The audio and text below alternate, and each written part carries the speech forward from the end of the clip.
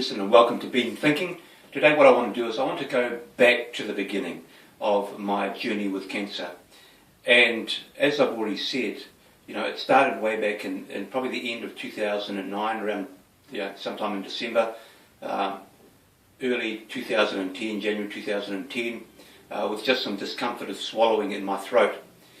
And that just went on for a few months, and I just had the frame of mind of she'll be right, no pain, no problem type of mentality as us guys do.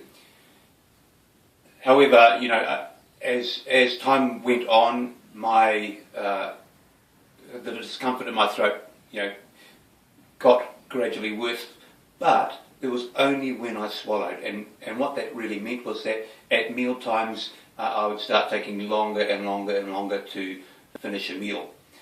And for those who know me, I would woof down a large portion of food in no time at all. And I kind of think that really came from growing up. I'm the youngest of a family of 13. Yes, you heard that right, 13 children. And I remember meal times at home. Mum would kick us all out of the kitchen and prepare the meal and put it on the table, and then all we'd hear is a bang, bang, bang of a pot, and it was like a stampede, just. So it was always a case of first in, best fed in my house, and being the youngest, and by a good 3 years between me and my next elder brother, that was always a difficulty for me. So I always made sure that any food that I got went from my plate to my stomach in the shortest period of time possible, and that followed me right through my life. However, as a result of what was happening in my throat, that meal times were just getting longer and longer and longer, and to the point where my partner Denise, who is actually a very slow eater, and prior to cancer was quite infuriating, sorry darling, but she was a very slow eater, and she was beating me with the evening meal. And then I began to lose some weight, and the alarm bell started ringing for Denise, and Denise was the one who kicked me off to the doctor. When I finally went and saw the GP, because I've not been unwell through my entire life. I personally didn't really have a GP. In fact, for the last 28 years, from the time I was like 18 or so, I could probably count on my hands the number of times I've actually been to a doctor, and so I didn't have a GP, and went to the local medical centre, and my GP just happened to be a younger doctor by the name of Douglas Horn, and as soon as I walked into his office, I knew that I'd go and like this guy, mischievous kind of grin. And as he began to talk, he was straight up, and I just really liked that. And essentially what I did was I sat down with him, and Denise was also there in the consult room as well. And I said, well, look, I'm having trouble swallowing. I'm feeling a little bit of pain now, and starting to lose some weight. And he immediately said, well, I can tell you this, it's not going to be good news. And really, that's, for me anyway, that's where my cancer journey starts. With that statement. And Douglas went on to explain that when it comes to the esophagus, not much can go wrong with it. So anything that does is normally fairly serious. And so he indicated that there's a strong possibility that we would have cancer. Now, for those of you who are not in New Zealand has a wonderful, wonderful healthcare system that is funded through our taxes and what have you, and that is free for all New Zealand citizens, and they take care of pretty much 80 or 90% of all the illness and injury and that sort of thing, free of charge here in New Zealand. And so we were immediately plugged into the system, and Douglas sent off a request for an endoscopy to be done, and that's simply a little tube goes down your throat with a camera on the end, and they have a little bit of a look around. They also have some pincers on there, and they take a biopsy. And that's a different story. Just for the sake of time, I'll tell you that in the next video.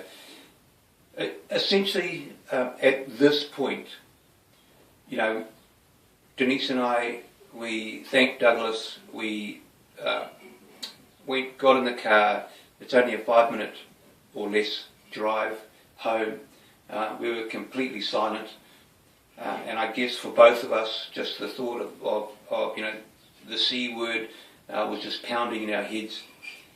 And at that point, it was a silent journey home. We got home. We simply sat down. We simply held hands, and just contemplated what all of this meant. And so what that means is really sitting down and going, what's happened has happened, and the effects of that, as they roll on, I am now in control of. All right, so this is now completely in my domain, and it doesn't matter whether the situation, whether it's just some bonehead has committed a crime against you, or whether it's a life impact like cancer or a motor vehicle accident. You need to take ownership of that situation. You need to take ownership of that situation, and that's because you then control it.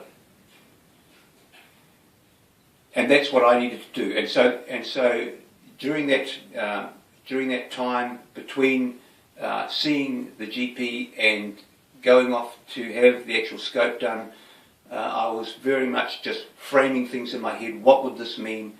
But I was also just keeping busy and trying not to get ahead of the diagnosis.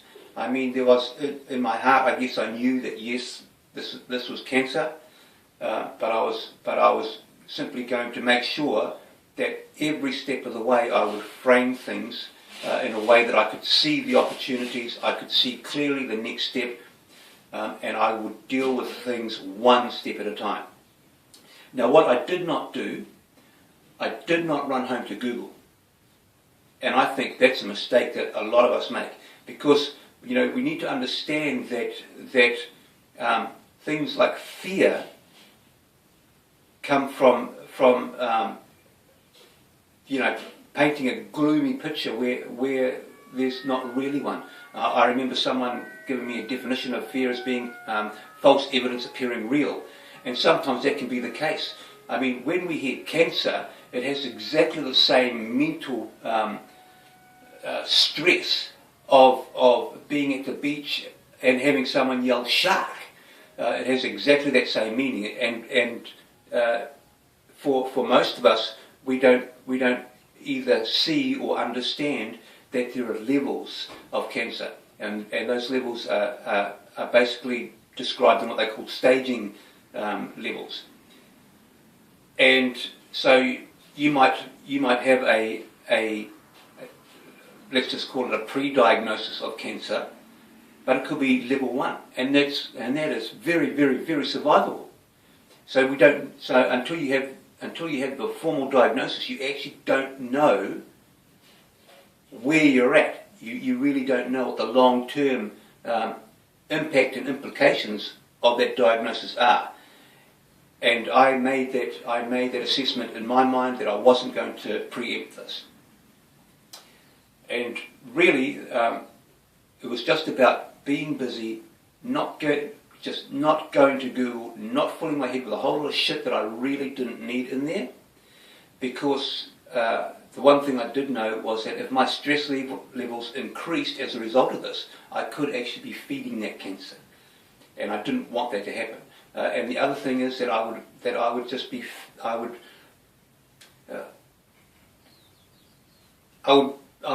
be feeding the victim mentality as well. if I allowed all the shit and gunk about cancer get into my mind. You know, I would actually be feeding it junk food, for want of a better term. And so we just made sure that didn't happen. And so it was simply a case about framing things in my mind, taking ownership of the situation, and just looking ahead to the next step. And that's all I did right through this cancer journey, and even today I'm just looking at the next step. So what is the next hurdle that I will need to jump over? What is the next step? What is the next goal? The ultimate goal is to survive this. However, my perspective on goals and achieving goals now is completely changed, and we'll go over that at another time. So that's really it.